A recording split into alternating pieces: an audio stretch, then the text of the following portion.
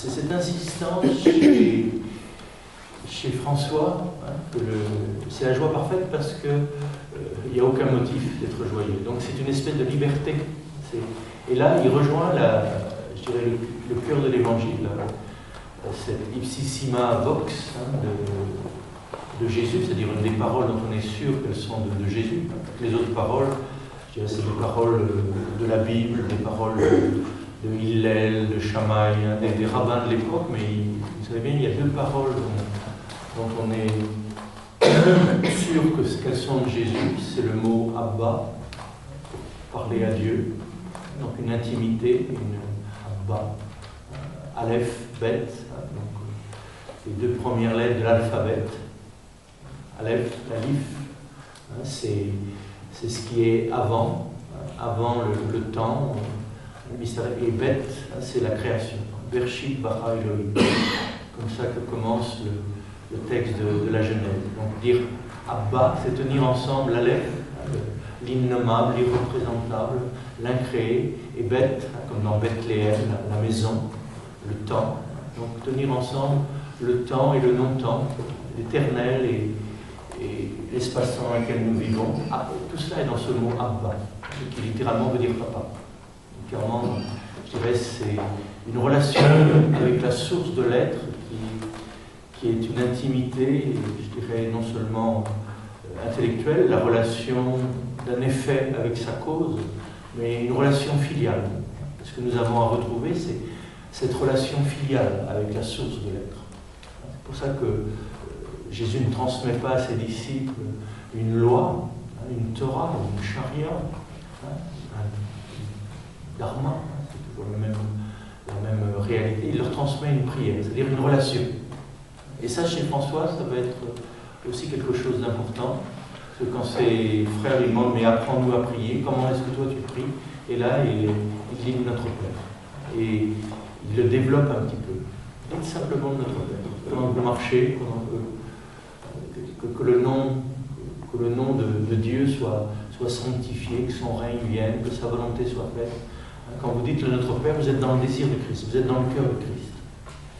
Vous êtes dans cette relation qui l'unit à la source. Donc ce mot Abba, qui était une parole importante pour Jésus, va être aussi une parole importante pour François. Et l'autre parole dont on est sûr aussi qu'elle est de Jésus, c'est aimer vos ennemis. Aimez, si vous aimez seulement ceux qui vous aiment, ce qui est tout à fait naturel, quoi de neuf? Si vous aimez recevoir en échange ce même amour, c'est quelque chose de normal, de bon, encore une fois. Avant d'aimer ses ennemis, il faut peut-être commencer par aimer ses amis. C'est pas toujours facile. Mais bon, il s'agit peut-être de découvrir un amour qui, justement, n'est pas naturel. C'est-à-dire quelque chose qui, encore une fois, ne peut pas être vécu sans l'Esprit Saint. C'est comme le pardon qu'on évoquait hier. C'est pas le moi qui pardonne, c'est le soi qui pardonne. C'est pas moi, il y a des choses impardonnables, inacceptables, on ne peut pas le pardonner. Il ne faut pas essayer, avec notre petit moi, d'essayer de le pardonner. Il s'agit de faire appel à ce qui en nous est plus grand que nous. C'est le Christ qui pardonne. Bien de la même façon, il y a certaines personnes, il ne faut pas essayer de les aimer. Et aimer vos ennemis, c'est pas soyez amoureux de vos ennemis. C'est pas soyez amis de vos ennemis. C'est pas le mot qui est employé, c'est pas ni l'éros, cette forme d'amour amoureuse, ni storgé, ni la tendresse. Il ne s'agit pas d'être tendre avec les ennemis. Il s'agit de leur faire face. Il ne s'agit pas non plus d'être amis. Il n'y a pas de filet. C'est pas le mot philo, il n'y a pas ce thème d'amour, d'amitié, mais c'est agapé. De la même façon, il nous est dit agapete allelus, c'est-à-dire aimez-vous les uns les autres, mais c'est pas soyez amoureux les uns les autres, c'est pas soyez amis les uns les autres, mais agapete allelus, c'est-à-dire c'est ce type d'amour gratuit. Aimez-vous, je dirais, pour rien. C'est-à-dire que cet amour gratuit, c'est de l'ordre de la grâce, de la gratuité. Pas parce que quelqu'un est beau, qu'il est intelligent, qu'il est ceci, qu'il est cela, qu'on l'aime. Ça, c'est l'amour érotique. C'est l'amour de l'inférieur vers le supérieur, l'amour de celui qui n'a pas vers celui qui a. On n'est pas dans les roses, on est dans l'agapé. Donc aimez vos ennemis. Et que là, il y a une joie particulière. Et c'est la joie de la liberté. Parce que quand on est capable d'aimer nos ennemis, je dirais, on est libre. On n'est plus dépendant. Et ça, donc François, de nouveau dans sa règle, va vraiment beaucoup insister là-dessus. Considérons tous, frères, ce que dit le Seigneur. Aimez vos ennemis et faites du bien à ceux qui vous haïssent. Car notre Seigneur Jésus-Christ, dont nous devons suivre les traces, a mis celui qui le trahissait et s'est offert spontanément à ceux qui le crucifiaient. Ils sont donc nos amis, tous ceux qui nous infligent injustement des tribulations et des angoisses, des affronts et des injures, des douleurs et des tourments, le martyre et la mort. Nous devons les aimer beaucoup, car parce qu'ils nous infligent, nous avons la vie éternelle. Bon. De nouveau, on peut lire, on peut entendre ça, mais vous sentez que le programme est un peu rude. Mais rude, c'est vrai, mais si on le vit d'une façon volontariste. Mais là, sentez bien, une petite brebis, quand il s'adresse à frère Léon, il veut lui faire comprendre qu'il a une joie mystérieuse. Vous allez me dire, mais ça, c'est la jouissance des masochistes. Des masos, François. Regardons-y d'un peu plus près. Il ne s'agit pas de jouissance.